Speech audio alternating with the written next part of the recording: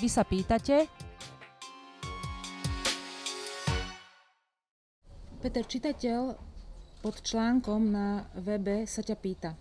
Pán Osusky, neboli ste v minulosti nejakým spôsobom prepojení s rôznymi finančnými skupinami, ktoré sa zúčastňovali na privatizácii štátneho majetku?